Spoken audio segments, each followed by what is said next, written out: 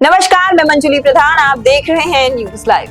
IIMT विश्वविद्यालय के 15 विद्यार्थियों का लेंसकार्ट में चयन, ऑप्टोमेट्रिस्ट के रूप में निभाएंगे दायित्व। आईआईएमटी विश्वविद्यालय मेरठ के विद्यार्थियों का प्रतिष्ठित कंपनियों में 15 छात्र छात्राओं का चयन प्रतिष्ठित भारतीय बहुराष्ट्रीय आईवेयर कंपनी लेंसकार्ट.com में ऑप्टोमेट्रिस्ट के पद पर हुआ है। ये सभी चयनित छात्र आईआईएमटी विश्वविद्यालय में बी ऑप्टोमेट्री के विद्यार्थी हैं। ट्रेनिंग एंड प्लेसमेंट सेल के एचओडी अभिषेक वर्मा ने बताया कि लेंसकार्ट.com के अधिकारियों ने कड़ी चयन प्रक्रिया के बाद बी ऑप्टोमेट्री के अभय प्रताप, नाबिया मिर्जा, मोहम्मद महकार, अमीर सैफी, संजय कुमार, रिया गुप्ता, वासु लोधी, मोना पाल, कनिष्का, साहिल शर्मा, वेनिस, सुखम याई, फाबा, मिटे, वाई एको, सिरचना, अनुष्का का चयन ऑप्टोमेट्रिस्ट के पद पर किया गया है। चयनित विद्यार्थियों को निर्धारित वेतनमान के अतिरिक्त अन्य इंसेंटिव भी मिलेंगे। विद्यार्थियों को इस उपलब्धि पर आईआईएमटी विश्वविद्यालय के कुलाधिपति योगेश मोहन जी गुप्ता, प्रति कुलाधिपति डॉक्टर मयंक अग्रवाल और कुलपति डॉक्टर दीपा शर्मा ने बधाई देते हुए उज्जवल भविष्य की कामना की है। वहीं चयन प्रक्रिया में ट्रेनिंग एंड प्लेसमेंट सेल के senior placement executive officer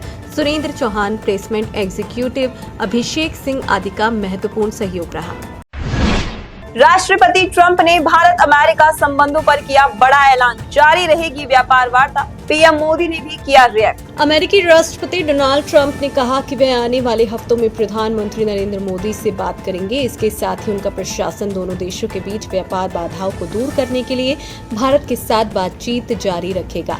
truth social पर पोस्ट साझा करते हुए ट्रंप ने लिखा कि मुझे यह घोषणा करते हुए खुशी हो रही है कि भारत और अमेरिका दोनों देशों के बीच व्यापार बाधाओं को दूर करने के लिए बातचीत जारी रखे हुए हैं। अमेरिकी राष्ट्रपति ने कहा, मैं आने वाले हफ्तों अपने बहुत अच्छे दोस्त प्रधानमंत्री मोदी से बात करने के लिए उत्सुक हूँ। ट्रंप ने ये भी कहा कि मुझे पूरा विश्वास है कि हमारे दोनों महान देशों के लिए एक सफल निष्कर्ष पर पहुंचने में कोई कठिनाई नहीं होगी।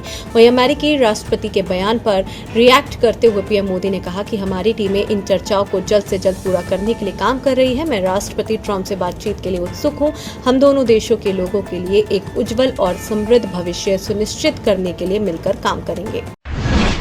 नेपाल से सटे यूपी के जिलों में हाई अलर्ट, अतिरिक्त सुरक्षा बल तैनात, ड्रोन से की जा रही निगरानी। नेपाल में राजधानी काठमांडू से लेकर छोटे कस्बों तक आंदोलनकारियों के विरोध प्रदर्शन ने हिंसक रूप ले लिया है।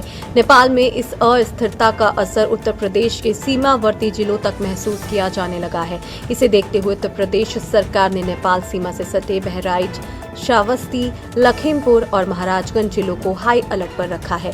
मुख्यमंत्री योगी आदित्यनाथ ने हालात की गंभीरता को देखते हुए पुलिस महानिदेशक राजीव कृष्ण को नेपाल से सटी पूरी सीमा पर 24 घंटे अलर्ट के निर्देश दिए हैं। इसके बाद सभी संबंधित जिलों में अतिरिक्त पुलिस बल तैनात कर दिया गया है और सीमा पर गश्त बढ़ा दी गई है। इसके साथ ही सीमा चौकियों को और मजबूत किया गया है। इसके अलावा ड्रोन के जरिए हर गतिविधि पर नजर रखी जा रही है। वहीं नेपाल में राजनीतिक संकट और गहराने के बीच नियंत्रण सेना ने अपने हाथ में ले लिया है। यूक्रेन युद्ध में हो सकती है नाटो की एंट्री, पोलैंड ने मार गिराए रूसी ड्रोन, F-16 फाइटर जेट्स कर रहे गश्त। रूस यूक्रेन युद्ध में अब नाटो की एंट्री भी हो सकती है। नाटो सदस्य पोलैंड ने रूसी ड्रोन्स को मार गिराने का दावा किया है। पोलैंड ने कहा कि नाटो के फाइटर जेट्स को देश के हवाई क्षेत्र का उल्लंघन करने वाले रूसी ड्रोन्स को मार गिराने के लिए तैनात किया गया है। पोलैंड और नाटो गठबंधन के F-16 लड़ाकू विमानों को आज सुबह एक्टिव कर दिया गया है और मार गिराए गए ड्रोन्स को जब्त करने के लिए सैन्य अभियान शुरू किया गया है।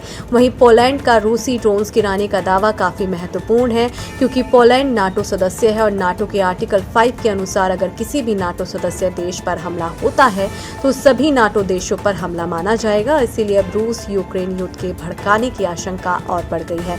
पोलैंड ने अपने नागरिकों से घर पर ही रहने की अपील की है और चोपिन व मॉडलिन हवाई अड्डे बंद कर दिए गए हैं।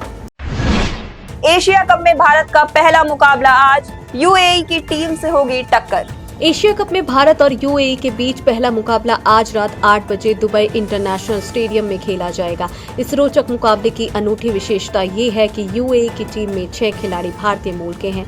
इनमें हर्षित कौशिक, सिमरनजीत सिंह, ध्रुव पराशर, अलीशान शराफू, आर्याश शर्मा और राहुल चोपड़ा शामिल हैं। वहीं दुबई इंटरनेशनल स्टेडियम की पिच वैसे तो बल्लेबाजों और गेंदबाजों दोनों को बराबर मदद देती है, लेकिन स्पिनर मैच की दिशा बदलने की क्षमता रखते हैं। दूसरी ओर हेड कोच गौतम गंभीर के कार्यभार संभालने के बाद से भारत ने सभी फॉर्मेट में ऑलराउंडर को प्राथमिकता दी है। ऐसा विशेषकर बल्लेबाजी को मजबूत करने के लिए किया गया है, जिससे 8वें नंबर तक अच्छी बल्लेबाजी की जा सके और टीम को बढ़त दिलाई जा सके। घरेलू शेयर बाजार में तेजी का रुख, सेंसेक्स और निफ्टी दोनों उछले। अमेरिकी राष्ट्रपति डोनाल्ड ट्रंप के ट्रेड डील को लेकर सकारात्मक बयान का घरेलू शेयर बाजार ने खुलकर स्वागत किया। शेयर बाजार में आज बेंचमार्क इक्विटी इंडेक्स सेंसेक्स और निफ्टी ने तेजी जारी रखी। बीएसई सेंसेक्स 400 अंक की तेजी के साथ 81,504.36 अंक के लेवल पर खुला। इसके साथ ही एनएसई निफ्टी ने 122 अंक ऊपर उठाकर कारोबार शुरू किया। इसके कुछ ही देर में बीएसई का 30 शेयरों वाला सेंसेक्स 442.59 अंक बढ़कर 81,543.91 अंक पर पहुंच गया और निफ्टी 124.2 अंक की बढ़त के साथ 24,992.80 अंक पर कारोबार करता नजर आया। वहीं एशियाई शेयर बाजारों में दक्षिण कोरिया का कॉस्पी, जापान का निक्केई, चीन का शंघाई कंपोजिट और हांगकांग का हैंग सेंग भी सकारात्मक दायरे में कारोबार करते रहे। सराफा बाजार में तेजी थमी, सोने और चांदी के भाव में आई गिरावट। घरेलू सराफा बाजार में सोने और चांदी की कीमतों में बढ़ोतरी के बीच आज भाव में थोड़ी गिरावट आई है। इस दौरान सोना रिकॉर्ड स्तर से फिसल कर नीचे आ गया। India Boolean and jewellers association की वेबसाइट के अनुसार 999 शुद्धता के सोने की कीमत घटकर 1,09,409 रुपये प्रति 10 ग्राम हो गई, जबकि 995 शुद्धता के सोने का भाव 1,08,971 रुपये प्रति 10 ग्राम रिकॉर्ड किया गया। वहीं चांदी की कीमत घटकर 1,24,144 रुपये प्रति किलोग्राम पर आ गई। आज के लिए बस इतना ही। कल फिर मिलेंगे देश दुनिया की नई जानकारियों के साथ। तब तक के लिए देखते रहिए और सब्सक्राइब करिए IIMT मीडिया।